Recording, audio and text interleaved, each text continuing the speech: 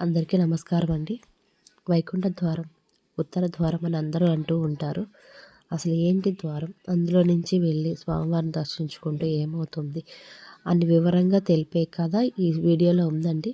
అందరూ తప్పకుండా చదవండి, నలుగురు తెలియపరచండి తెలియని వాళ్ళకి. తిరుపతిలో తొక్కిసలాటలో చాలామంది చనిపోయారండి. అది చాలా బాధాకరం. అలా ఎప్పుడు జరగకుండా మనం అందరం జాగ్రత్తగా ఉందామండి. అందులో నుంచి వెళ్ళి చక్కగా స్వామివారిని దర్శించుకొని సంతోషంగా ఇంటికి వెళ్దాము. ఓకేనండి. ఓం నమో నారాయణ నమః.